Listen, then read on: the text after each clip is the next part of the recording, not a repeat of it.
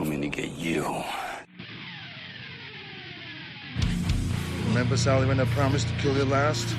I lied.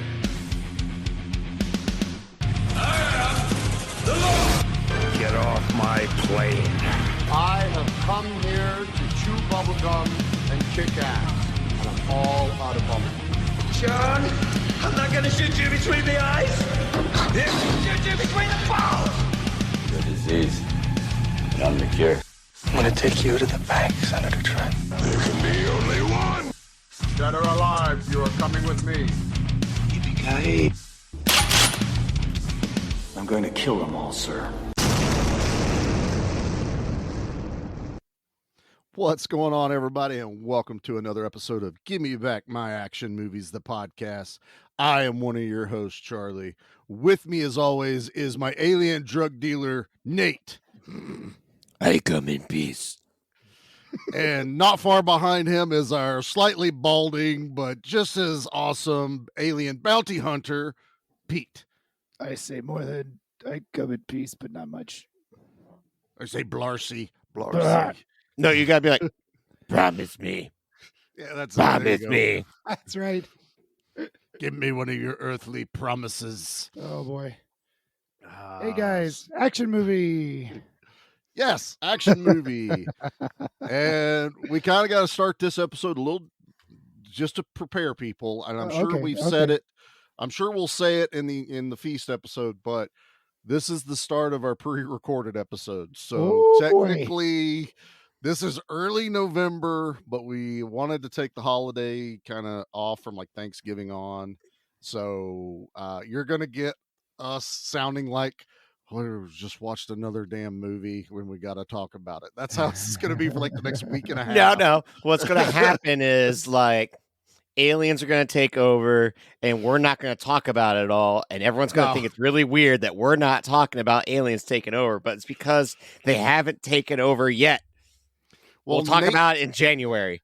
Nate killed like 3 celebrities last time we took him. All right. Well,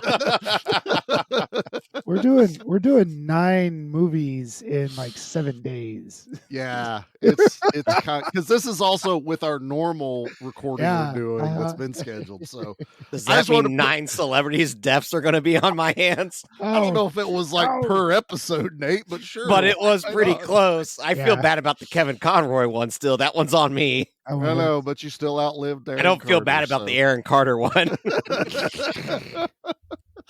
So that's what it's going to sound like, but we still wanted to have episodes every Tuesday.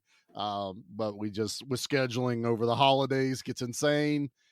We figured this was the better option. So this is the beginning of it. We are covering a movie I've wanted on the podcast for a while. It's just been waiting, and this being our first December episode, it kind of fits. And much to Pete's surprise, it kind of fits. We are doing I Come in Peace. We are not going to call it Dark Angel. I do not stand behind that one. That is a TV I show, like Dark Angel way better. When you initially pitched we should do I Come in Peace, I just said no based on the title alone because I think it's the dumbest movie title ever. They say it in the movie. When do they say Dark Angel in the movie? They don't, but like they don't at all. What does titles? They're not both angels. Titles suck, all right? But I Come in Peace has got to be the laziest title you could ever put for a movie. No, this is the whole, they said the thing in the movie part. That's what this is. We don't know what to call this movie. So let's just make it him say the thing. It's way easier to find under Dark Angel than it is I Come in Peace. Really. It took me forever to find this damn thing. And finally, Charlie says, it's also called Dark Angel. I was like, well, shit, there it is right here. I got the Shout Factory like Blu-ray of this. It's a lot of times they'll have the double-sided, cover. Yep. It said Dark Angel, and I was like, the art's cool, but I'm not supporting it. And I opened it up, and I was like, oh yes, the I Come in Peace label is on the inside. I immediately flipped it. I'm like, nope, not in my house, damn it. We are. And then not the opening credits is I Come in Peace. Yep. The opening credits is I Come in Peace and Christmas songs. So it is our December movie. It is a Christmas movie. It's a Christmas movie. It is. But let's go ahead and hit everybody with the trailer. Let's get everybody in the mood, and we'll get into it, boys. Houston, Texas. It's Christmas. Someone special's coming to town. And it's not Santa Claus. I'm coming, peace. Jack Kane, a cop who does things his own way. What are you doing? Shortcut. He's sensitive, understanding, and kind to strangers. Merry Christmas. But all that's about to end. I'm coming, peace. 3 well-armed men have their throats cut before they can even draw their weapons. Who could possibly move that fast? Aliens. Say what? Are you crazy? It's true. You need a psychiatrist, Jack. Your psycho stole a lot of heroin to kill people with. What are you gonna do? Tell them we're fighting drug dealers from outer space? Huh?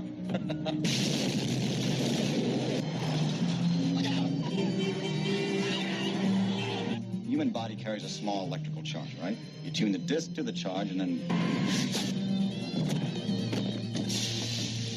What the hell is going on here? As far as you're concerned, this case is closed. It's not our problem anymore.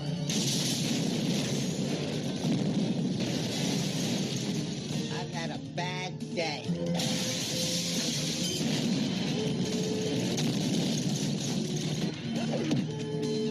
I got it, peace.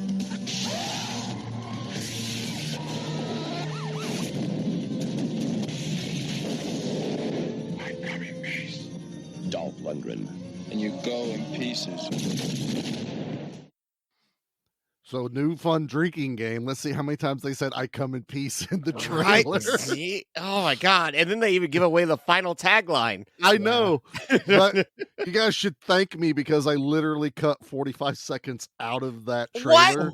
That It was already long. There was nothing but sound effects of explosions, car wrecks, and chases, which is awesome when you're watching it. Well, yeah, but I was not like, for a holy medium. shit, this is way too long. So I was like, I could cut out like most of the long ass sound effects. So you're welcome. Merry Thank you. Christmas. It's I a appreciate present. Thank you. Also, at the end of it, it said Dolph Lundgren in Dark Angel, and I cut out the Dark Angel part because I refuse to have Dark Angel. Not in my You're house. trying to Not change history here, around damn here. it. A little bit of fun history with this movie real quick is technically Nate and I have watched this movie together. We have. It was almost a year ago because we were waiting for a certain someone to show up to watch Puppet Master with us. And I was like, well, we're on Tubi. Let's throw on I Come in Peace. And Nate and I were watching. I think we got through 80% of it before Pete showed up, and we immediately started watching Puppet No, Master. we finished it, if I remember correctly. Did we Yep, finish we it? finished it. I could. Mhm. It was that night was a blur for everyone. This is a reminder for everyone a year later. If you fly Southwest, they may have a total meltdown during the holidays, and you'll have to drive 8 hours to 10 hours back to your home, like Pete did last year, because of 16 hours. Oh, well, 16 hours. So yeah, that's the risk you take with Southwest, everyone. That's it. So They may have forgotten, but we didn't. No. I still see from that drive. That was. Hey, let me tell you about driving through Nebraska. All right. There's nothing. There's nothing in Nebraska. God bless you. No people who reason live to in go to Nebraska. There is asphalt and corn. It's just a wasteland. There's no corn where I was. Oh, there's no corn in Nebraska. Well, it was December, so well, there wasn't a whole lot of fields, Yeah, asphalt and fields. Let's see. Before I insult Nebraska further, let me just make sure we don't have a bunch of downloads from listeners Let me over tell you, in Omaha Nebraska. is a big flipping city. I think it's North Dakota that doesn't listen to us. Nope. Yep. North Dakota doesn't listen to us. Don't Omaha's- worry. Montana doesn't. Omaha. Not Oh, wait. this month. We've got not this month. I need to go for an entire year. That way, figure out what state I'm making fun of. Nope, I'm still making fun of Montana, North Dakota, and South Dakota. An entire year of absolutely no one listening to us from those states. that's a whole different country up there. There's only like 10 people that live in all those Right. states. You know? That's true. Also, turns out I don't know where Nebraska is on the map. I'm not gonna lie. I'm hitting all. Oh no, we got 42 listeners from Nebraska. 42. All right. So 42. So you guys are all right. Nebraska. And I'm glad that you're below South Dakota and those, pricks, those guys that think they're better than everyone else. They're just Canada Junior. Strong feelings, Nate. Good morning. Canada Junior. That's all they are. Oh man, that's funny. So but Canada, you're all right in my opinion. Yeah, we're cool with Canada. Yeah, we're actually really cool with Canada. We're really. We know like half South Dakota. We know half the population of Canada, as far as I know, so it's all good. So yeah, Nate and I have some history with it. We'll get into it, but this is actually a first time watch for Pete, if I'm not mistaken. Well, yeah, but so I'm watching the movie. I'm like, I think I've seen this before, and now that you guys reminded me that we watched the very end of this, it makes perfect sense now that I had seen the ending of this stupid movie. We spoiled it for Pete without even realizing. But the whole thing is like, I haven't seen this. Oh, that looks familiar. I haven't seen this. Boy, that looks familiar.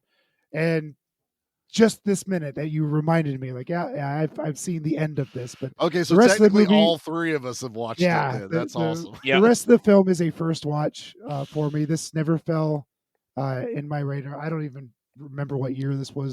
1990, which is the most 80s feeling 90 movie made. Oh god, it feels like the 80s. It really does. And then I guarantee, Pete, just like you though, I don't remember anything about this movie at like the local mom and pa rental store, and I definitely don't remember anything with the dumbest title ever called "I Come in Peace." I definitely don't remember anything called Dark Angel except for that TV show that had Jessica Alba in it. And that's it. Oh, yeah. That was all right. Yeah, that was all right. Dark Angel was the overseas, foreign title. America got I Come in Peace. Well, I guess I'm the only one with history with this. Yeah, and this is one of those. This was one of those early ones that when Dad introduced me to action movies, he also knew I was really big into sci-fi and aliens and shit like that. So he brought home I Come in Peace. I had no clue anything about this movie. I knew Dolph from Masters of the Universe. I think possibly I saw Universal Soldier before this. Rocky IV. Had you seen Rocky IV by this I time? think at that age I had probably only seen clips of it or in passing flipping channels. Mm-hmm. But for Dolph, for Drago, he was He-Man, Sure. But this one, I watched this, man, and this one just kind of blew me away. This will be a month later, but we had just covered Split Second over on the Action Elite YouTube channel, and we got talking about this era of movie making for Hollywood with the action stuff.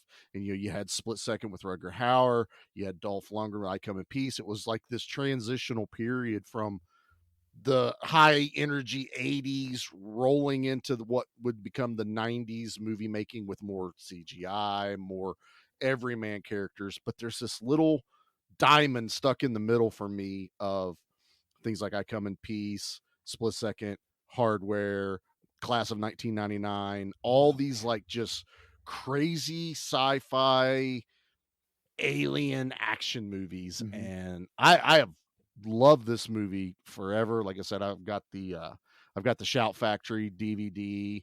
I watch this probably at no less than once a year. I watch this movie. It's a Christmas movie for him, I see. I can watch this anywhere. Now, I will not put this like I do Die Hard, because Christmas is not central to the story of this movie whatsoever. I will argue till the end of the day, Christmas is central to Die Hard. There's a reason it's happening during Christmas. It's what works for the heist. I Come in Peace is kind of like Cobra. Cobra is also in Christmas time. Right. It's just happening around them. It just happens to be the season. Kind of like Lethal Weapon. It just happens to be around. Exactly. Yeah. But also like Lethal Weapon, you have a buddy cop scenario that works. And then Oh. I don't know who Brian Benben is, but I hate him. He is the worst buddy cop ever. Oh, I do boy. not like that guy. Do you not like the character? Or you just didn't like him at all. Everything about him, I hated. Oh, I love Brian Benben. Nope. He's got worked- 3 first names, and 2 of them happen to be connected. I got problems with that right out the gate. To have someone opposite of Dolph Lundgren that is all. They said he had to wear 4-inch risers in his shoes anytime they did a shot. Yeah, Ben. No, Dolph. He had to be. Yeah, like let's make this. Dolph bigger. I was just clarifying. I'm just messing with you, Pete. I'm just messing with you. But to get him in the actual shots where they're talking to each other into the shot, they had to you put him would on an apple only crate. to be from like Dolph's chest up, you would only see Brian's head. So they had to raise him up. Because he's But a normal sized guy, right? Well, I mean, Dolph's actually the normal size guy. He's like 6'2", 6'3", something like that. I thought he was a little bit bigger. Well, he is shorter than the bad guy. So Matthias, I'm not 100% sure how. Tomato. I watched the special features, and the director and Dolph both pronounce his name differently. So I was like, you know what? Oh, that's amazing. Yeah, I was like, we'll get it. But Matthias is like 6'8", 6'9". He's a legitimate. He's giant. a legitimate giant, and they put 4-inch lifts On in top of his boots. But if you go and look at a lot of the scenes between him and Dolph, you take the boots off, Matthias is still towering over top of him. And the other bounty hunter was a kid that played college basketball, and they needed someone really tall. And this is like his first movie. He hadn't really acted or anything. I don't know if he's even done anything Clearly after. had never acted before. Well, he didn't. What else did he have to do? Just run around and shoot kick-ass guns. Even saying, "I come in peace" is pretty stiff from the guy. But and we'll get into it more. But there's a lot of cool shit with Matthias. But anyway, I like Brian Benben. I'm sorry. I think he works perfectly opposite. No, he of is Dolph. the worst opposite of Dolph. Miscast. Disagree. Painfully, There's not there. I do not buy. I don't know who you would cast in that role, but not Brian Benben. That is at the bottom of the barrel. He comes in with this big dick energy. Like, I'm the CIA. I'm the FBI. He's the FBI just because he's got the bigger budget. Right. He's got he's like I say, swinging his dick all around. Yeah. And then by the end of the movie, he's just this scared little nothing. He can't get anything. He's not scared. He's got the alien gun. It's not fair. Yeah, no, yeah, he's happy. There is a moment he wants to get out of the car when the alien's in it, and I thought that he's like, "Yep, nope." Tries to open up the door fair. and run. You saw what the other alien was doing. I don't blame him for what. But I mean, he gets his ass kicked at the end, and he wakes up and he goes, "I softened him up for you." I mean, I freaking love this guy, man. He's awful. Like, no, put Michael J. Fox there. Like, you need someone that had comedy, someone that's got comedic timing. No, it's because not this guy. No, I do not agree with that because he's supposed to be an FBI yes man. Yeah, he's the FBI yes man that Michael J. Fox could play. I guarantee it. No. But instead, this guy comes across as mom and dad bought me the better toy than you. You're not allowed to play with it. That's what he comes across. That's what he's supposed to be. I don't like it. Oh, Against it completely. Oh, you know what I do like? Dolph Lundgren being a street cop that wears a denim vest with no sleeves. Yeah. Like, that's definitely cop attire, and I like it.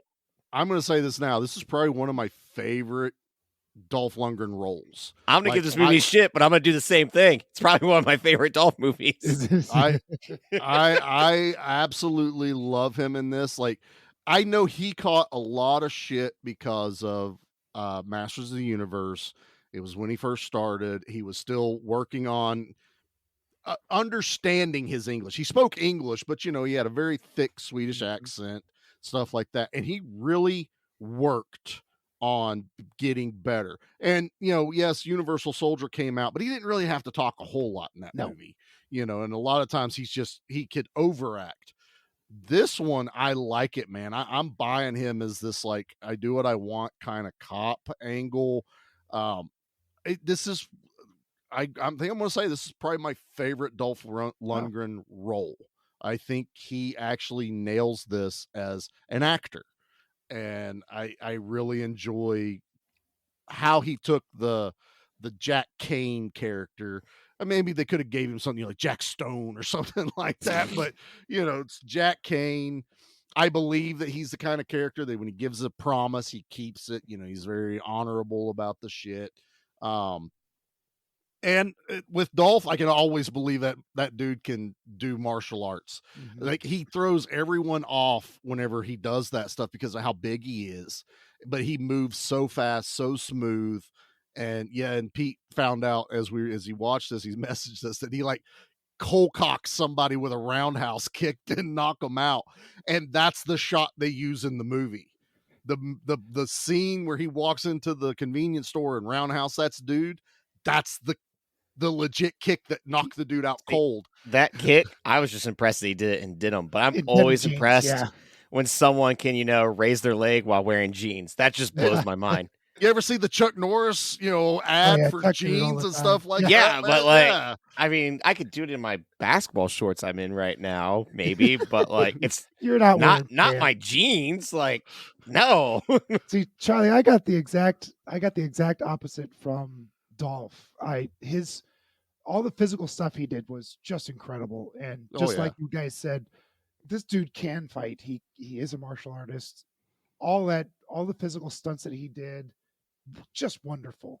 But he still at this point didn't have acting chops, and I felt like it was still early in his career, and he was still working his way around the English language.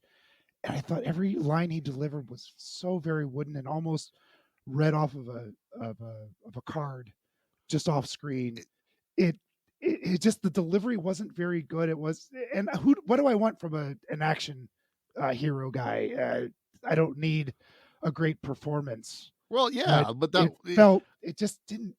I guess I'm probably a little bit more learned on his catalog of movies, so I can look at like the scope of what he's done and go, this is peak Lundgren here. Sure. I will admit, probably most people that don't watch him regularly are like, he still has a rough time. He's very still very just kind of say lines. Reading off a key but card, no, this is no emotion. If you watch the rest of his movies, because for some reason they would just put him in movies without a lot of dialogue because they wanted Drago. Like, even when he was Drago, he doesn't say a whole lot. He doesn't, but it also works for like characters like in Universal Soldier or his version of the Punisher, Red Scorpion. Red Scorpion was the next one I was going to bring up. He doesn't have to talk a whole lot. Plus, they made him Russian so that he could mess with his accent a little bit. Most Americans didn't know what a real Russian sounded like. We just went off of the movies. We watched Rambo and Red Scorpion and stuff like that. And the movies that were actually about Russians, like Hunt for Red October, they spoke English, so we don't know what the hell a Russian sounds like at this point. But no, I won't fault you on that, Pete. I really won't. I'm just saying, as far as me being a Dolph Lundgren fan, this is probably one of his better connoisseur of Dolph Lundgren. Lundgren. This is an exceptional performance in your eyes, and in my eyes, it was big dumb action guy trying to work his way through. Well, because we all know how Pete feels about the action movies. Big dumb action movie. I did try to throw some alien flavor in here for you, bud. This is a big dumb action movie that was entertaining and had one of the dumbest premises for it's somebody silly being but fun. Ever. What do we want? Are they going? They always drug dealer. They always do aliens taking over the planet. An alien drug dealer is definitely unique, but also, I like it. I like it too. Like, it's just silly and fun. It's also like, what if we took the plot of Critters, where we have an alien bounty hunter, I know but he can fight another alien that isn't a critter who also can walk and shoot back. And but also it plays itself very serious with, a drug deal that's gone wrong, that gets a cop killed. And that whole plot, this could be, without the alien, just another buddy cop movie, but it has a weird alien subplot that's the main plot as well. Yeah. And I like that. I have fun with that. I love it. Yes. It's just, even as the movie is getting towards its climax, the bad guys that are not the alien are still showing up. And it's just like the white boys. We are They're still called the white dealing boys. with this. Yeah. Ouch. Well, we can't say white boys. I mean, come on. I mean, but It's just got a little Nazi undertone to it when you put it that way. Remember when the movie was made? Okay, it's not saying that they weren't, but they were. So they're the like the Charlie Sheen and Wall Street looking dudes. Yeah. You know, that very yuppie. Those suit bad guys. They all drive like Corvettes and Ferraris and all that shit. It still feels like there's part of like the Reagan era given light to with all the don't do drugs and things like this is very Cold War-y, you know. Yes, it is. Lethal Weapon-esque plot, even down to where Dolph gets caught at the bad guys' headquarters. It's like, you're going to do the drug deal for me. Yeah, that this is Lethal Weapon feels like 2. Exactly. Where Riggs gets caught. It's like, this is just leftover pieces of a Lethal Weapon script. Only to find out the movie was originally going to be called like Lethal Compactors or some shit. I can't remember what. Yeah. Lethal Cops. Who knows? This this is done by Craig R. Baxley, which we've actually talked about him before. He did Stone Cold, which Nate and I absolutely enjoy. Stone Cold, and that makes a lot of sense now too, because honestly, you could throw an alien. Steve Austin, right? No, not that one that threw me off for years. But you could probably throw an alien in the Stone Cold and be like, yeah, this definitely feels like it's made by the same guy. It has that vibe. One of my favorite calling cards of Craig R. Baxley is trying to get that freaking gun put in every movie he does. The alien gun is the same one William Forsythe is using in Stone Cold that he shoots the beer cans. I'm like, there's no way you're shooting beer cans off that dude, not killing everyone behind him. Yeah, it should all be exploding because every time that bullet hits anything, it's massive explosions. And I'm going to say it again. Where you have fun. That's a real gun too. It's a Calico M950. It's a real gun. Oh shit! They modified for I Come in Peace. I watched the special features and they go, so we made them. It actually worked. It fired that fast. And I don't know, we melted like 10 firing pins through the course of like a month. It's just because of just how rapidly it would shoot the blanks. Okay, that makes sense. Yeah. Wow. Like for me, 1990. Yeah. This movie plays like Lethal Weapon with Alien. Like 3 years old. And I'm 2 years old at this point. You know, wee little baby Nate, who's all excited for future Dolph Lundgren fan that he was going to become. What was it? 88 was Predator. That sounds right. 87? 87, something like that. It's later 80s. It's late 80s. Yeah. Somewhere around there. Yeah. Predator had the smart thing of the first 40 minutes is the commando mission, and then it gets turned into, oh God, this is actually an alien hunting down an elite commando. Us all pretty easily. Yeah. 87 was Predator. And it works really well because of the tonal shift of the movie. Mm-hmm. To me, that's what's so weird. This feels like, all right, what if we took Predator meets Lethal Weapon? That's why I keep talking about it. Mm-hmm. But we want to keep both plot lines going at the same time. So it'd be like almost as if you were to keep Predator as a mission movie on top of a Predator hunting them down, which is kind of like what the video game plays like, honestly. But much to your chagrin, let's just make it Predator 2, where exactly the drug cartels in the city now. Drug cartels are fighting the cops. There's a big battle going on, but there's a Predator that just shows up while there's all the stuff, with this is something like you were huge in the 90s. It's a product of its time too, because it literally is. All right, we're gonna throw a couple genres into a blender, and this is what you're gonna get. You're gonna get an action sci-fi smoothie, and drugs are going to be the central catalyst. Oh, drugs are always, even down to. It's either drugs or communists, right? It's and those are the bad guys. That's there's one. If they're a drug-dealing communist, oh man, that's a really bad guy. There's literally a line in this movie when the alien shows up to I forget what the guy was even doing, but he was yelling for his dog to come in, and he goes, "These freaking pinkos running around here." I was like, "Isn't that like a slang term for communism that they would used to call them pinkos?" Yep. I was like, this is 90s. This is straight up just calling it like it is. Well, like Matthias Hughes, he looks awesome because he does look like a Critters bounty hunter alien, which I love. Nice. He's got these white contacts. That's amazing. There's no way Yes. he could see whatsoever with those type of contacts in the 90s. No, Not in the 90s. Nope. Yeah. no. But his presence, how huge he is, and how vicious when he grabs someone, like he is snatching them. And I can't imagine how big that man's hand is while grabbing your chest, ripping open your shirt. I believe he actually bruised Dolph's neck. That one Had to scene have. where he's got him That by the ring. throat. Yeah. So it goes right with what you're saying there, Nate. But I wanted to, with Craig R. Baxley, he is best known for a lot of special effects, a lot of high energy action. So when he signed on to this movie, this is that fun old Hollywood shit. It was originally listed as a $25 million action movie, which back in the 90s, this was like, he's sitting there going, this is amazing. I'm doing the next Terminator 2 or some shit. And they signed him and they go, oh yeah, it's 5 to 7 million. Literally dropped it down a third. But because of him being Craig R. Baxley, he has this support system of special effects guys. And I love that you brought this up. His special effects coordinator is the guy from Predator, Lethal Weapon, all those movies back in the day. It makes sense. Like I said, like it felt like, yeah.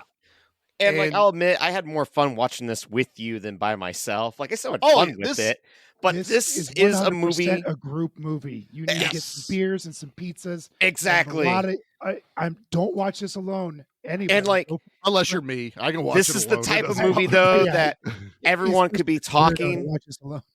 You could be talking and yelling and still being able to follow the beats of the plot. Oh, there's what there is. You need Charlie there, so everyone's like, "Oh, what did I miss?" And Charlie's like, "Well, this just happened, so don't worry, it's okay." Yeah, don't this worry. That's the guy that watches it by himself all the time, so it's all good. And one of the other things Baxley is famous for is when he does action, he wants everyone in the middle of the action. All those explosions happening around Dolph and Brian Benben and Matthias are all in camera. You just can't say Brian Benben with a serious. I'm saying Brian Benben, damn it. Brian, I am a fan of yours. Don't worry about this jackal over here. I am a fan. Don't worry, Brian. You might be on my list of a rivalry next year. Oh, come on. You can't even name another movie he's in. You can't have a rivalry. Exactly. I got problems with him right now. So a lot of what you see, like when an explosion's happening, they're only so far away from it, but it's very controlled. Like Dolph and them had said that while everything's happening and it looks dangerous, we all felt safe. The one that they had to be careful with was Matthias, because there was no stunt double for him. There is no one that you could put to hide him. The only time they used a stunt double was the cop car roll, because you didn't have to show him in the windshield. And then there was a rather high jump, which it felt weird that he said that, but there was a jump in the factory at the end that he was worried like Matthias may like break an ankle or roll a leg. So he had someone else do it. And then Matthias raises up into camera. But I love the fact that when the bounty hunters are hunting each other and the cop one is shooting the cars as Matthias is running, all Matthias taking each car in stride as they're blowing up behind him. One take. They did it all. That's impressive. Right there. Okay. All now I in want to see that camera. again. Yeah.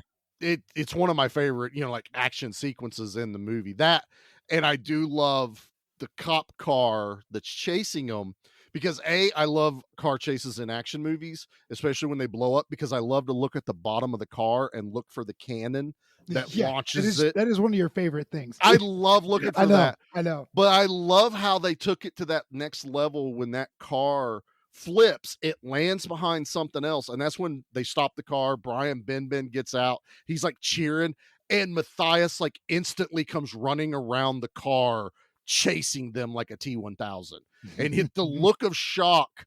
And they told Matthias, slow down, you're going to run too fast for the camera and the explosion, so you literally need to slow down as you run, because he could run himself out of the shot. He covers the so car, much giant strides. You're talking like probably right. 6.5 foot strides. Especially when he's running those cars. Like he had to time that, because if he was an Olympic athlete before. Oh shit! Really? Yeah, he was straight up did Olympics. he's in a ton of movies. Like I follow him over on Instagram and Twitter and stuff, and I think Owen over at the Action Elite, they actually follow each other, and he's talked to him a couple times. That's cool. Which is really cool. I mean, Matthias is an awesome dude. You know, he's super humble about what he does. But man, he's got this look to him. And I always thought he was Carl from Die Hard because that giant dude. Yeah, that's fair. You know, but as long I got hair, older, when I got older, I could realize, okay, yeah, they're two different actors. But yeah, good Lord, man. And this is just every bit of goodness in a movie. There's explosions, there's gunplay, there's action. I love that it's a normal cop thing. Dolph is after the white boys. He's after Victor Manning. He's doing all this stuff. They killed his partner. And this is what makes sense. We would be living our normal lives, day-to-day stuff, and then aliens would show up. That's what this movie kind of comes across as. Everything's still happening. The world doesn't stop because aliens showed up. Now the white boys think the cops are stealing their drugs when it's actually, you know, aliens. I wrote the names down, but I never call them. So Matthias is Talek, and the other dude is Azsec. Which that guy, the good alien, is got a wicked skullet because like half of his head is just completely bald and the back half is all party. They shaved it that way. It's so weird looking. That dude's only been in like this. That's it. Yeah. The mullet was dying and they tried to bring it back. Baxley said they were negotiating with the kid and he was excited. He goes, yeah, but here's the thing. You got to shave half your head. And the guy was, the kid's like, okay, what? And he goes, not like cool way. The like other alien way. The other way. You gotta be like more alien like. But yeah. Like, you're gonna bleed like Play-Doh. White like flubber is what you're gonna bleed. Looks like Bishop from Alien 2. Yeah. This white goo coming out, which cool. I dig it. Make them as alien as possible. Different. It's also hysterical that he's a good alien, but he's an alien cop. So he's like, I'm like you, a cop. It's cheesy, but fun. He just was that Pete? This was this is right. Oh, okay. Good Lord. Yeah. There's boobs, blood, bullets. Yeah. They go to the strip club where they run into Boner. Yeah. That's the other thing. Of course, you got to have like a narc whose name is Boner. Yeah. His last name's Pollock. I can't remember what his first name is, but he's been in a bunch of movies. He was like just one of those like character actors that would pop up. And he not to give him bad, but he just plays a really good sleazy kind of dude, and I enjoy it. Wasn't there a kid in a sitcom in the 80s that was called Boner? Is that like that was Growing Pains or something? Growing Pains. Mike's Cosby buddy Show? was Boner. Who's Boner? Yeah. Mike's buddy on Growing Pains was Boner. Yeah. But there's a backstory there I'd like to know. Yeah, I'd like to know why. I don't think you guys want to know that one, but nope, I'm invested at this point. How could you not laugh when Brian Benman goes, "You come here to think? All the blood's leaving my head right now." That was hilarious. That was a good joke for Brian Ben. For Brian Ben. Would have been better for Michael J. Fox. No, he may have actually been filming The Hard Way around this time. That's exactly why I keep thinking it should be Michael J. Fox. I have no other defense for this argument other than The Hard Way defense. That is my lawyer. The Hard Way defense. Oh man, this is awesome. I'm loving how interactive this conversation is going for a movie that I absolutely love, man. It is a lot of fun. Somebody's got to. One of the things I dig about Matthias Hughes is he's also wearing a power glove that has a scorpion tail that comes out. Scorpion before Get Over Here. This is precursor to that. That's pretty cool, man. I mean, especially because they do it at the end, which reminds you of the Mortal Kombat movie when he does it to Johnny Cage, like through the woods. Yep. It's like, I Come in Peace did it first. Come on now. You're watching him go around and stab his stinger into people's chests, or then like stick his like fake predator knife into their skull. And when he does, you get great mannequin effects where it's just a head just like being super stiff hitting this fake knife.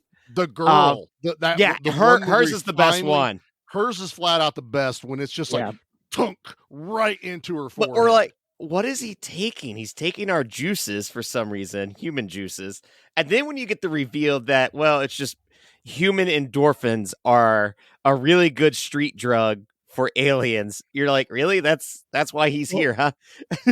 So he's injecting them with this high quality heroin, right? This FBI heroin, and then they get the high, and then he stabs them like a giant mosquito, and that way he can get our endorphins. That way he can go back to his home and that's planet where they get that pure to sell it. That super pure crack, alien crack or whatever. Yeah, Blarcy, damn it! It's called Blarcy.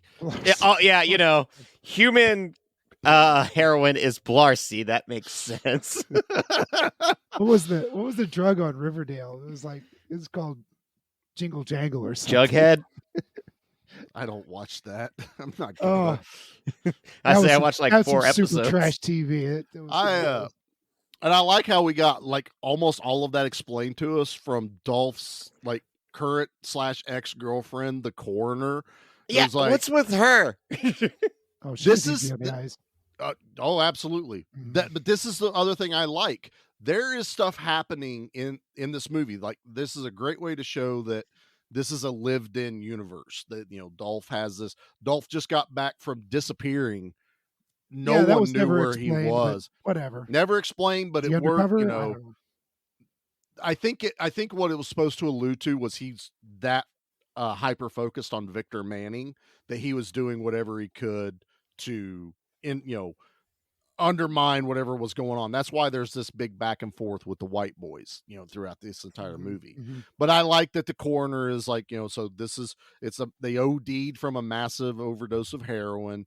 And then they're like trying to figure it out. And she goes, well, the only thing that makes sense to humans would be when you get high, it produces endorphins, which is what makes you high. So that would make sense of maybe that's what they're going for, but we don't have the technology to do it. So apparently we didn't have bendy straws to jab into people's foreheads. Like a killer Tell clown, me if we would have had bendy straws. Alien bendy straws. Do you think it would have made that same noise where after your drink's empty and I guarantee it had to. It's like there's just no way that it couldn't do that. But again, watching this movie, it's kind of the first time I've ever seen this. It's an interesting take on an alien, you know, invasion. I like the pseudoscience behind it, that Toho science. Yeah, Toho science. Yep. It's very much Toho science. It's a great explanation. It's simple. You know, we don't have to overcomplicate it. Even though it's not really reality, if you know what I mean. And it was nice. Instead of just, it worked because of that. Before we get to my favorite weapon, I think we take a quick commercial break. I was going to say, go to break then. Yep. G.I. Joe will return after these messages. Welcome to 100 Horrors, a comedy podcast that seeks to rank the best 100 horror films of all time, as dictated to us by a poster that one of us owns. Every week, we bicker over another film in an attempt to give it an overall scare factor and secure its place in the 100 Horrors list. With features such as...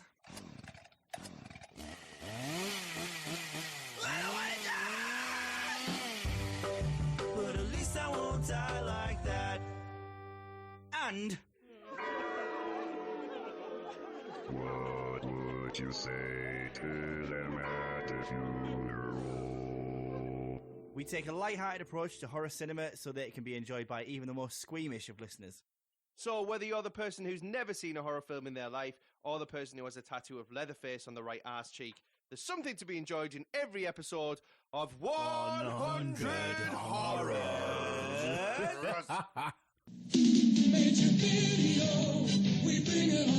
Look what's at Major Video now. The largest selection of hottest movies now on video cassette. Predator, La Bamba, No Way Out, Platoon, Dirty Dancing. Major Video for the largest selection of videos in New England. Look around, relax, enjoy, and remember, lifetime membership is always free at Major Video, the super video store.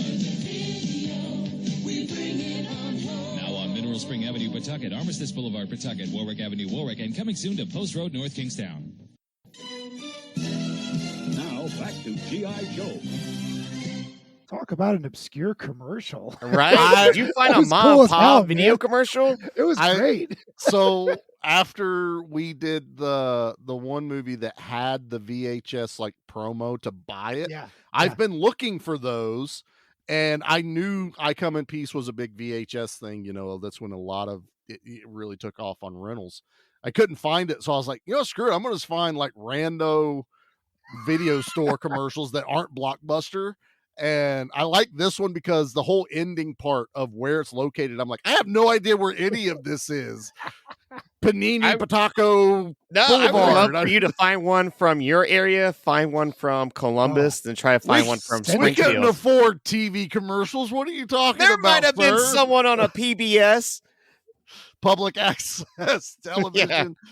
So yeah, I thought it fit. So I it was forgot fun. that the South still thought that the TV meant it was stealing your soul, and that's how they were showing up on the moving pictures. Yep. It took a while before we got broke of that habit. There's still pockets that still believe that somewhere. Oh no. So before we took the break, we were talking about some of the kick-ass weaponry that the alien drug dealer has. He's got the scorpion thing, he's got the spike, mosquito thing. But the one thing this movie is known for is killer CDs. And Oh, my yeah. God, Oh, I love Oh, this yeah. weapon. It is so much fun. And I say CD because that's literally what it is when they would Literally film what it. it is. They put it on a little motor that would spin and then attach it under the camera and run around the set to get that like bouncing off. That's so clever. It's all practical. There's no CG in this movie. Oh, no. This is 1990. There's no CG out yet. That's affordable for a $5 to $7 million budget. Let's put it that way. Well, it's also attracted by magnets, which I enjoy because that's how they find it in the speaker after it's been at a crime scene. One of the things with it, and now that we know about this whole budget situation, I do wonder if this thing was meant to decapitate people, because like when it hits them, it doesn't like go through them, I guess you could say, like it just bounces through. But I wonder if they had a higher budget, if they would have gone for some decapitations, because it is a spinning disc. So your instant instinct when watching is like, oh, I want to see some heads like rolling after they Or get hit bodies from chopped this. in half or something. Yeah. I'll give Arms you cut that. off. I think that would have been kind of cool because we kind of, unless I think you're right. I think it's budget because they did it in Predator 2 when they introduced the disc that he would throw and it would take off a head or it cut, like Gary Busey completely in half. But I don't know. I kind of I will counter that. I think they did think that through, and that because they need the head to stay attached if they're gonna withdraw the drug, they can't decapitate people. It's meant more to that's true. Kill people, Just to kill them, that way you can get the brain matter. All right, that's fair. Slice the neck and everything. And that's just Charlie science right there. That's but also like this came out the same year as Predator 2, so Predator 2 being a sequel to a very successful film had a much higher budget to where it could do stuff like this. This though, like the contraption that he uses reminds me of is it Saul Boy? Is that his name is in Turbo Kid? Oh, Turbo Kid, yeah. Saul Boy. Like that's what it reminds me of. It's like I forget what is that. I can't remember his name. That's it, Skeletron. That's also just where they kept pulling influences from the 80s and 90s. Oh, definitely, without doubt. I mean, a lot of Mad Max kind of look to this, contraption too. But I like it, and I also like that they explain the weapon. They take it to I love the scientist, dude. Oh my God, this guy is unhinged. He screams. Shit. He's like, "This American coffee is bullshit. I'm gonna make my own." Made his own coffee. But he's like, "Who's this guy?" It's like FBI. What are you doing, Kane? This is all for my research. So he's freaking out. He made Monster before Monster was a thing, right? I have to believe that was just the actor that just decided to flip backwards on the table for whatever reason. Like, I want to be there in that room where he's like, "We just need you to be unhinged as unhinged as possible." He goes, "Got it. I know exactly what to do." And then he does that, and Dolph's just like, "What the hell?" Well, that's a little too unhinged, but all right, you took it off to 11. It was perfect for I don't know if he was conspiracy, but he was.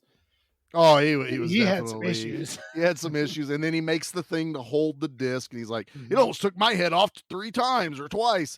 And he goes, "And you could turn the dial to KILL, because it could be like a radio frequency." I get it. Yeah, it's awesome. What about Dolph's apartment, Nate? Does your house look like Dolph's apartment with all the artwork, nice music playing in the background? No, not whatsoever. Why would a renegade cop have his apartment look like that with his... It is so opposite from every other cop's apartment, right? Like, most of the time it's jacked up. There's always a bad guy in the closet, just some kind of... So weird. Yeah, there should be. It was unusual. Like, you walk in there and it's just immaculate.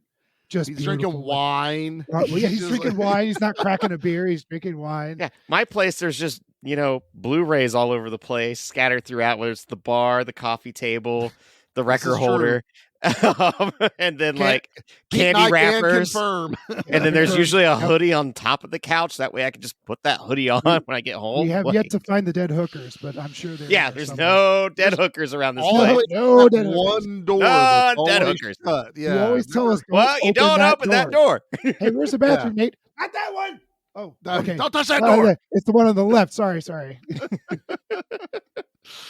But yeah, I like the look of what they did with it. They kind of changed it up a little bit. He's a little bit more refined. He's a little bit more polished outside. For a man that wears, he should have.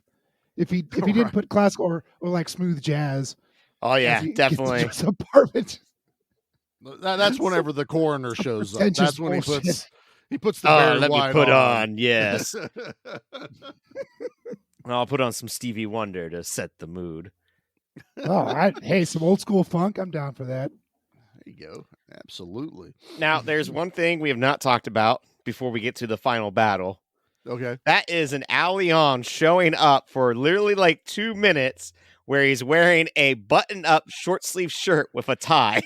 And do a drug he has lines. He actually talks in this movie for like 3 lines.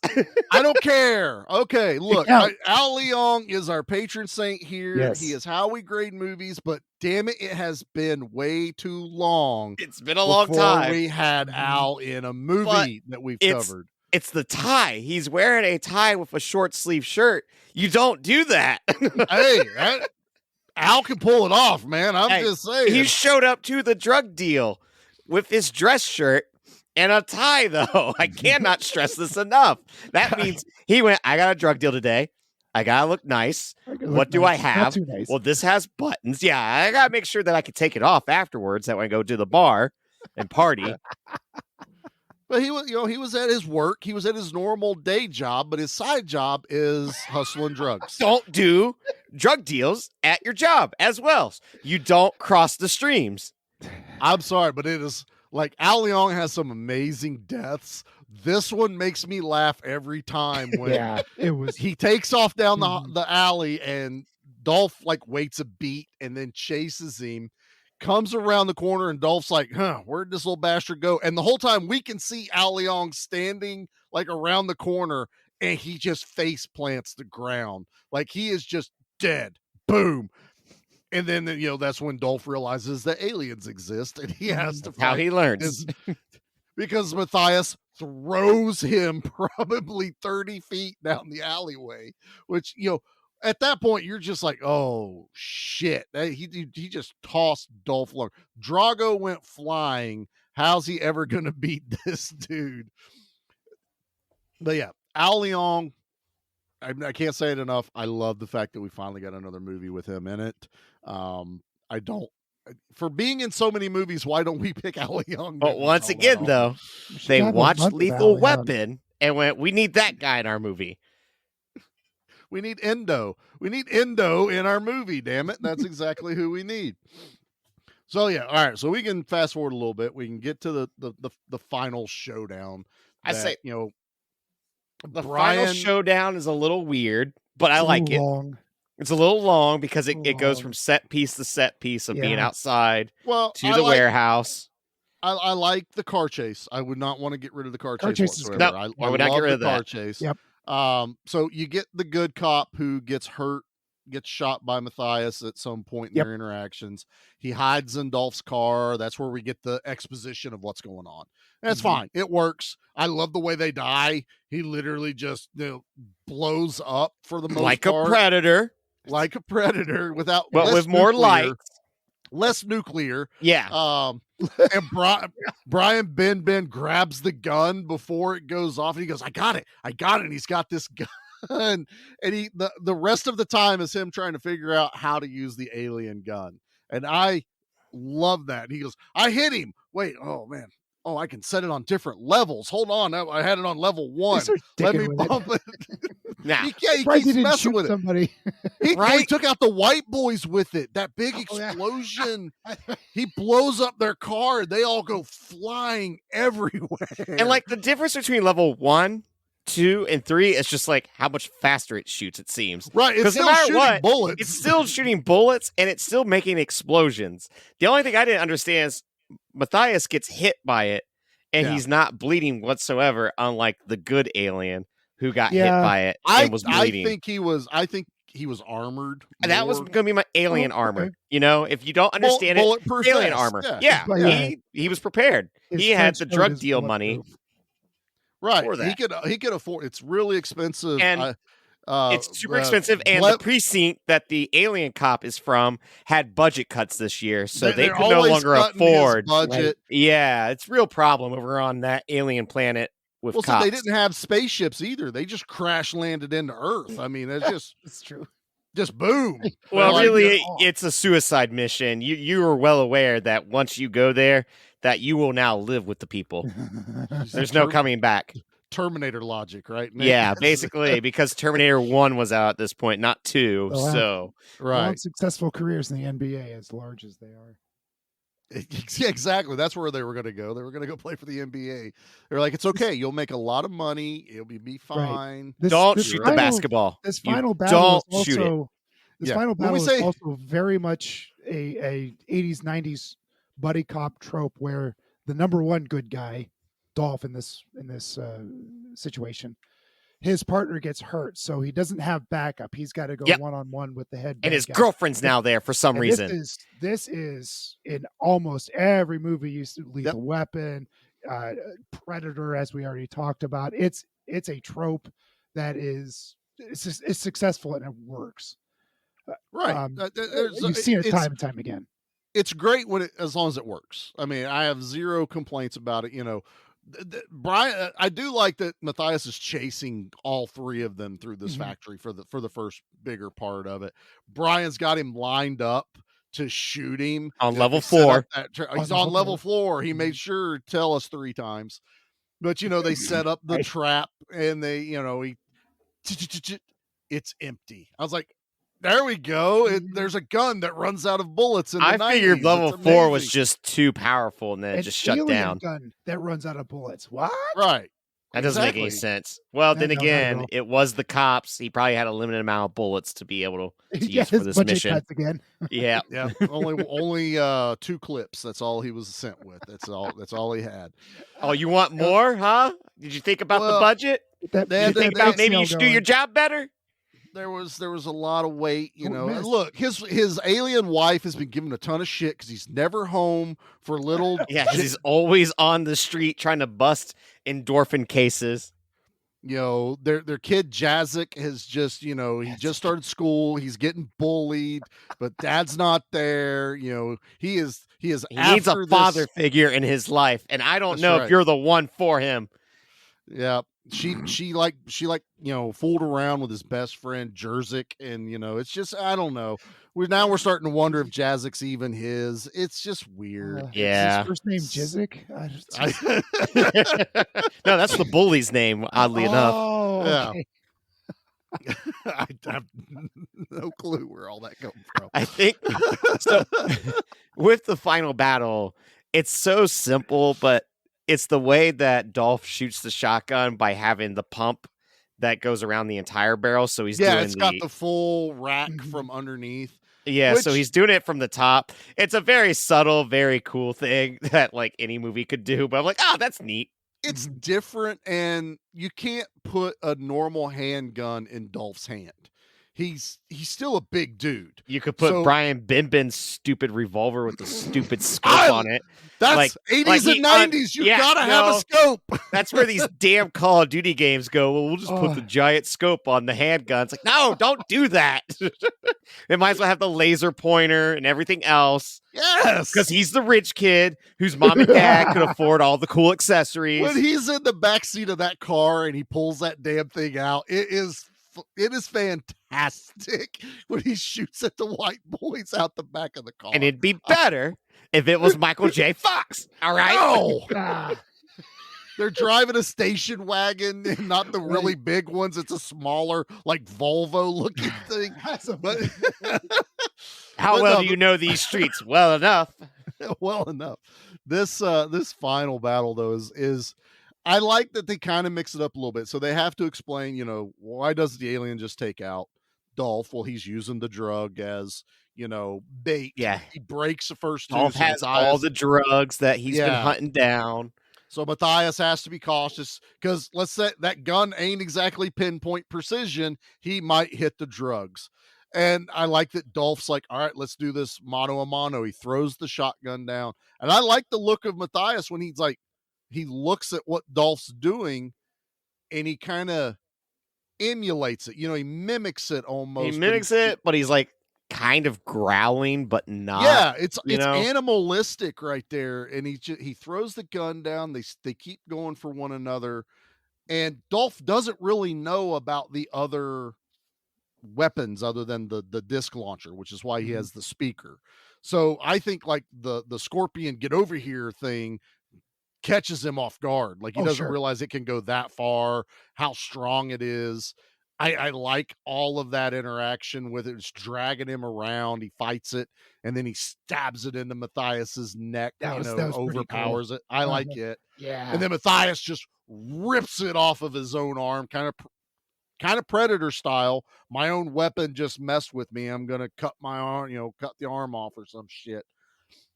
But the foreshadowing of the pipe. In every 80s and 90s movie, we know how the bad guy's gonna die. And this is like someone watched Commando and went, well, we can't say let off some steam, Bennett. But they show the pipe and we get a really cool fight. And, finally Dolph gets to use a little bit of power. So he is powerful. He's a big dude. Catches him off guard and just kicks him and knocks him right into that pipe at the end. And he just pain and just it's all great. Of this. Mm-hmm. I love the sound effects in this. I think it's amazing. And isn't that how Jet Li died in Lethal Weapon 2 also? Well, Jet Li died in Lethal Weapon 4. Oh, I thought did he drown in 4? He drowned in 4. He got shot with an AK underwater in 4. Got impaled in a Lethal Weapon movie, or am I making that up? Well, he's only in one Lethal Weapon movie. Let's see. So Gary Busey got shot. The other one died. He had a container, really nice container fall on him in 2. In 2 was the container. Because we've seen this before. The gunshot. 3 was the armor-piercing bullets through the bulldozer blade. I don't think anyone got impaled in Lethal Weapon. Okay, so I'm running through it. Never mind. That's okay, Pete. It's okay, Pete. You're not. Well, it could happen in Lethal Weapon 5, Pete. You might have just gave him an idea. Yeah, it's like, we haven't seen anyone get impaled in a while from a hanging, tube. Now, the bad guy from The Crow got impaled when he fell down on That's the true. That's probably what you're thinking, Pete. Yeah, there was a recent impalement we did. So that happens. And then, Matthias blows up after Lundgren, famously looks at, Matthias is, I come in peace. You go in pieces, asshole. Just shotguns him and blows him up. It's such good good 80s. They don't care. The special features Dolph was talking about, that final line, he goes, "It's such a good Arnoldism." And I was like, Right. even they know what they're doing. Arnold personified, last quips, and he goes, it was such a good Arnoldism to say, "You go in pieces." It's so much fun. But yeah, and then it ends, and I love how they end it. All right, it's time to go on vacation. Well, maybe let's go to Rio, and throws us all the way back to where that's where the white boy's leader is in Rio. So he's not even going to stop doing his job. Now he's going to go Cop after never quits. And then that's where you could have got a sequel where Matthias Hughes' brother alien comes down to figure out where he is and goes on a rampage, revenge mission. See, that could have been Carl from Die Hard. That could brought that guy in. And then he's a twin. We just get Matthias Hughes back. I don't care. All the alien bounty hunter or all the alien drug dealers look like Matthias. Yeah, that throws off the cops because it always like, which one is it? I like it. They do a police lineup. They're like, which one is it? I think it might be number 7. They did it in Terminator. I mean, why not? They're like, okay, say the line. "I come in peace." Okay, number 2, "I come in peace." Number 3, "I come in peace." Number 4, "I come peace now." So we have to pick which one of those. That's him. That was him. Get him. That's the son of a bitch. I know that voice anywhere. I'm just stupid, but I don't care. That was real. All right. That's the alien that wants to eat a dolphin. But I like it. They're all clones of other clones. "I'm going to eat a dolphin." "You're going to shoot a dolphin." "Yeah, I'm going to shoot." "She touched my Pepe, Steve." Body count time. Yeah. Leave anything for us? Just bodies. Body count. Body count. Body count. Body count. Yeah. Oh, God, I got hit again. Fuck. I don't know why it did that, but that was awesome. I might leave that in there. I was getting ready to say, don't get me started on Multiplicity. I love that damn movie. But I know you do. I threw you a bone there. I appreciate that.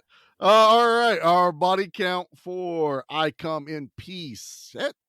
It's decent, and for not a huge budget, it works. We got 30 people die in this. So there's a lot of white boys that die. They do kill a lot of cops at the beginning when they blow up the. Is either cops or FBI or whatever. I think the cops were holding the drugs for the FBI at the beginning when they infiltrate the evidence locker and blow it up. And, then, random indiscriminate alien gunfire throughout this movie. Just blah, blah, blah, blah, blah, boom, explosions everywhere. So, all right, 30, we can handle that. Yeah. We'll pick, let's pick our favorite. Have you ever killed anyone? Yeah, but they were all bad. So, I've been thinking on this one myself. So it'll be interesting to see where you guys go. Nate looks like he just woke up. So Pete, you really do, Nate.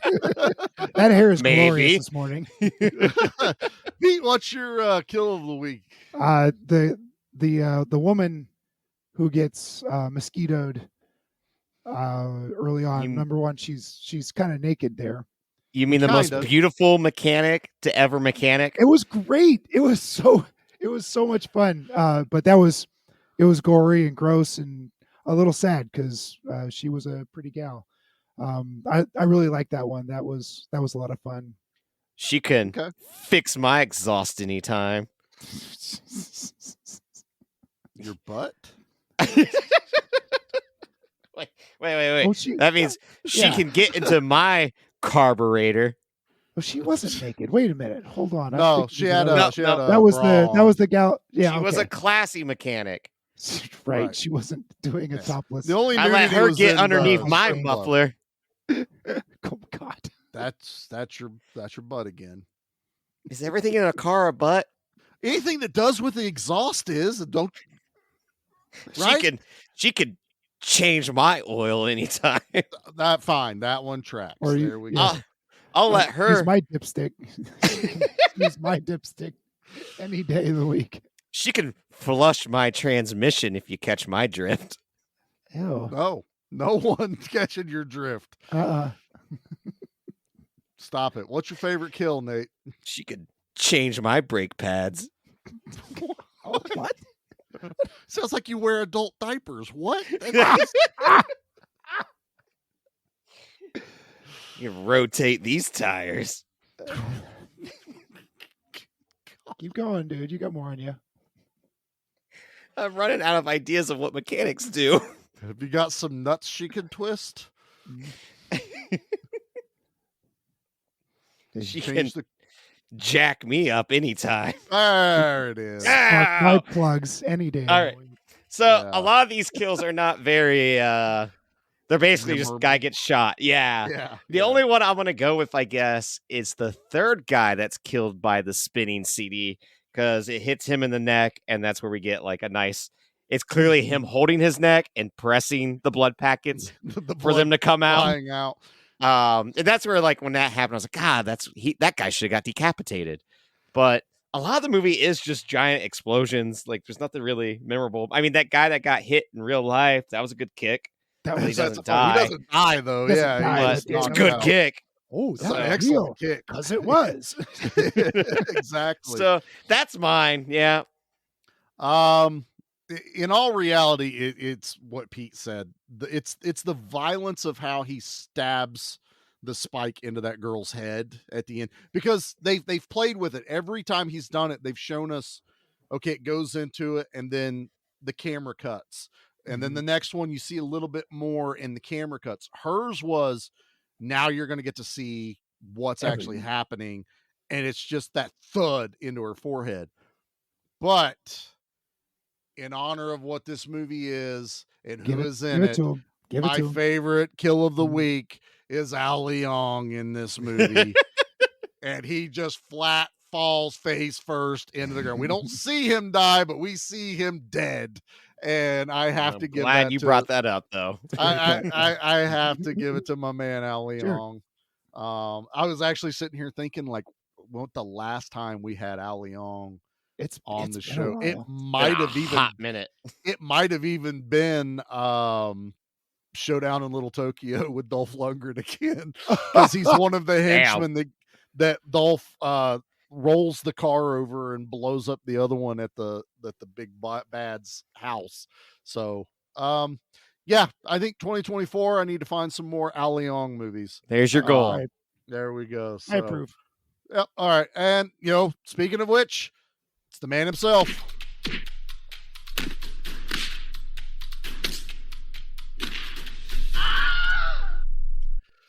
We got to figure out how many fall flat on our face Al Leongs are we going to give I Come in Peace.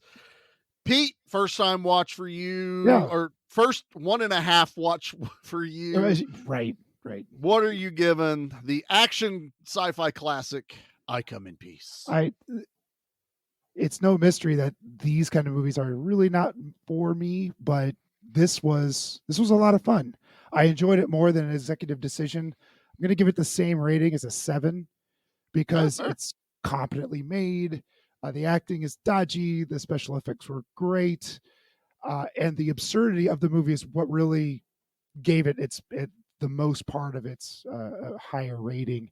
I did like it way better than Executive Decision, mostly because it was a lot shorter. And I adore the absurdity.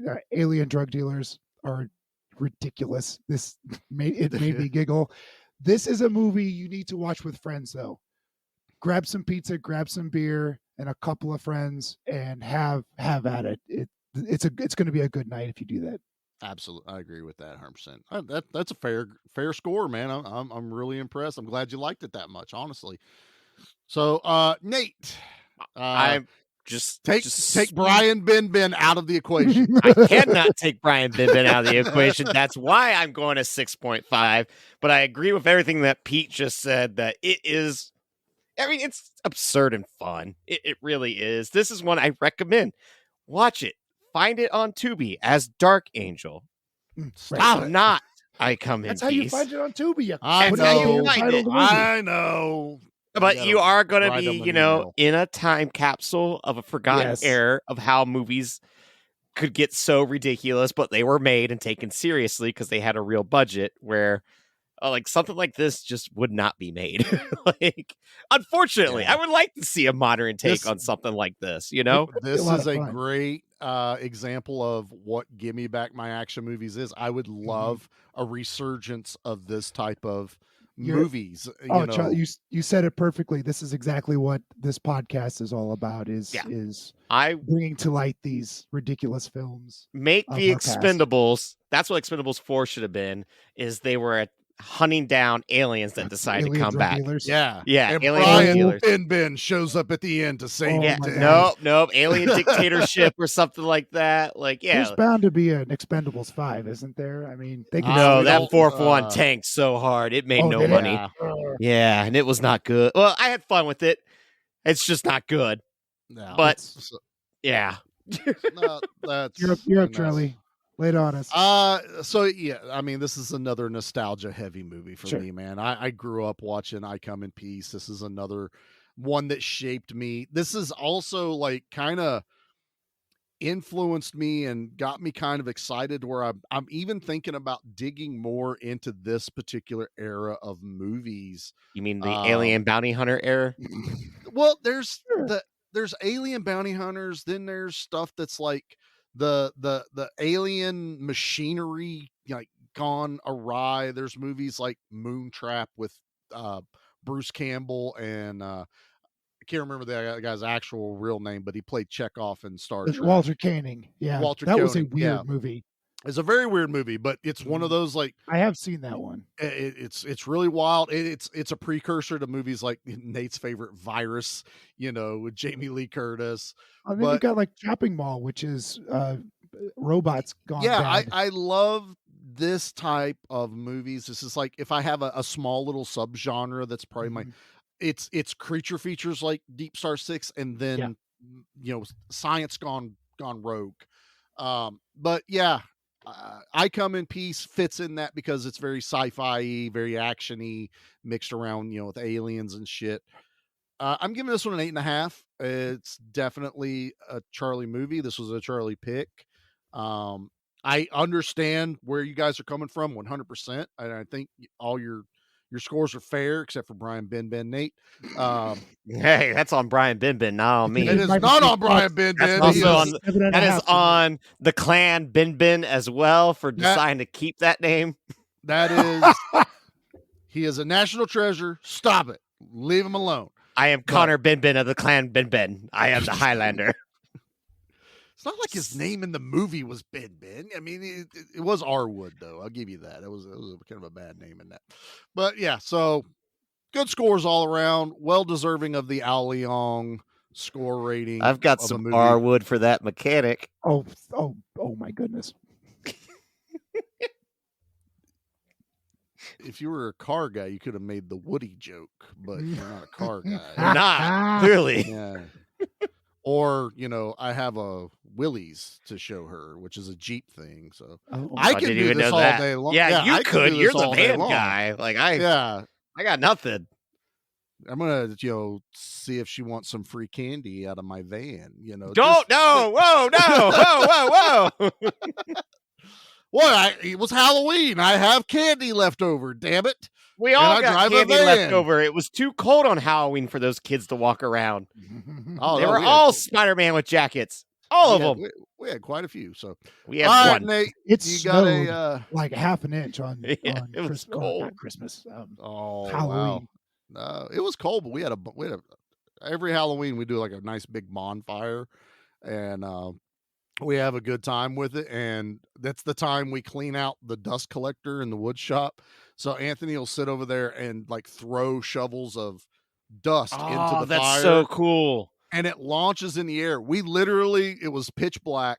I had like lights over the table because I don't make the kids walk our driveway. It's really long. And I'm like, that's prime candy time. I'm not doing that to them. So we set up at the end of the driveway with the candy bowls and table and lights. And in our neighborhood, somebody gets a flatbed trailer.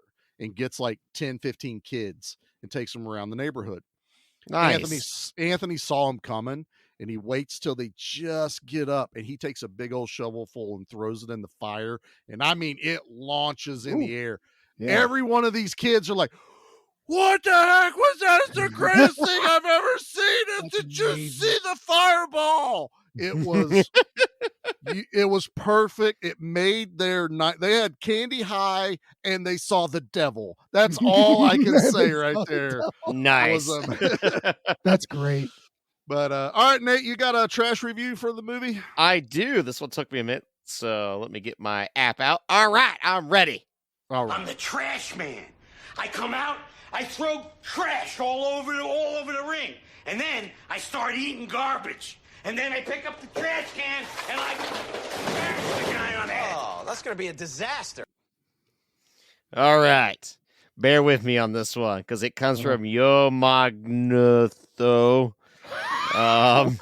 who just watched this in 2023, October, actually. They gave this one star out of 5. That's why I picked it. I want something very recent.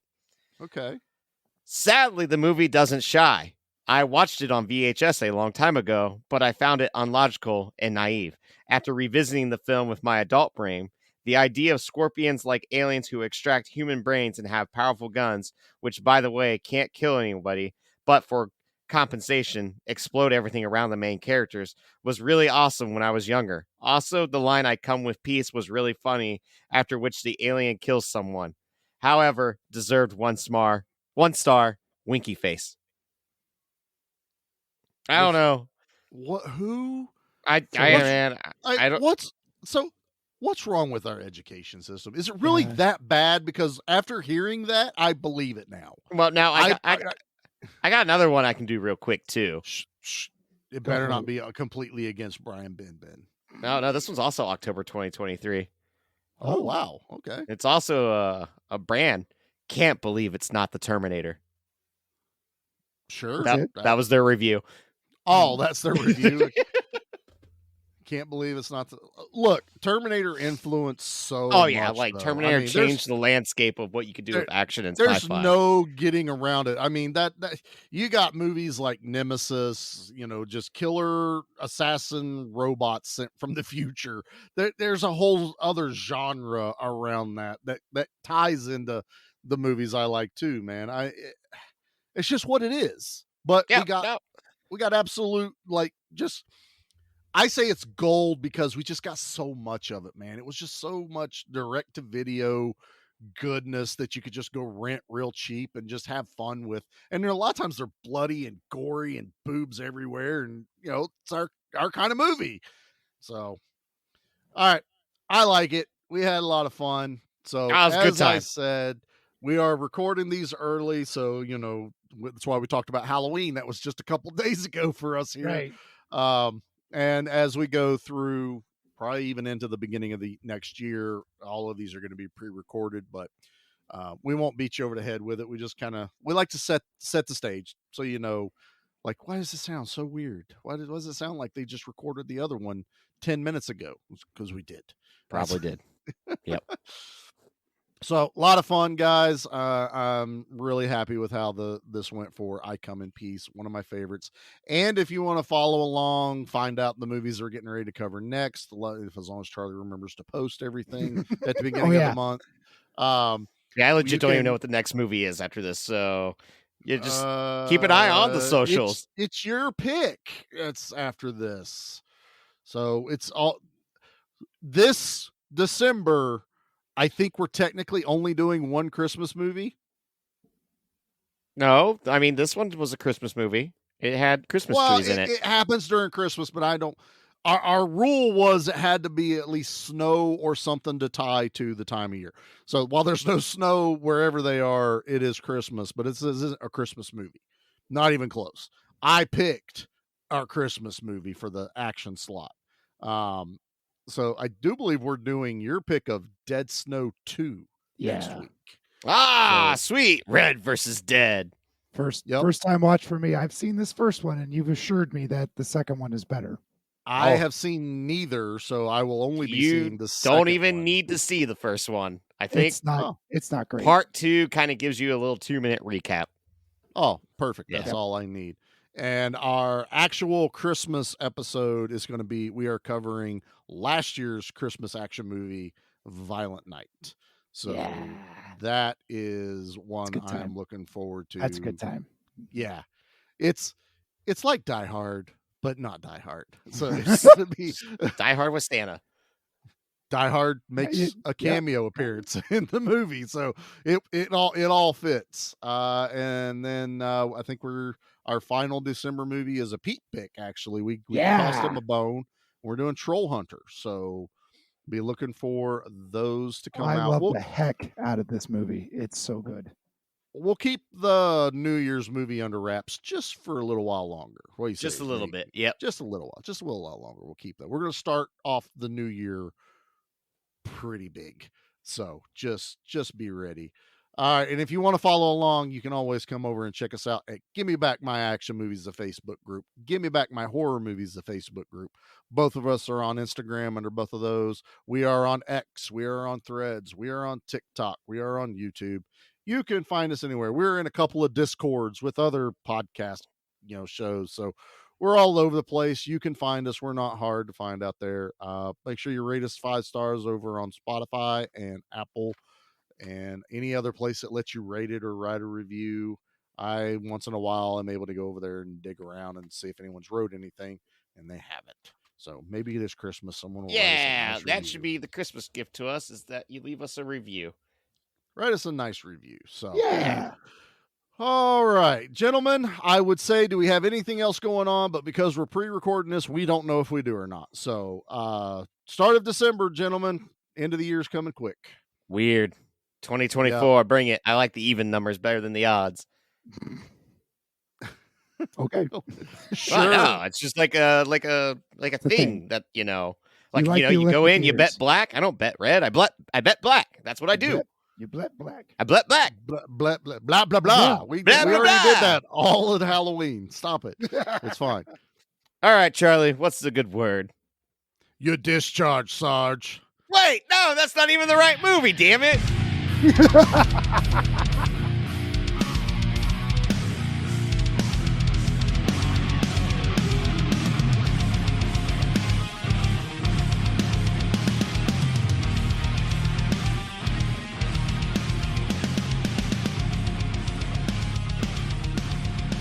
I'm going to drop this into the chat.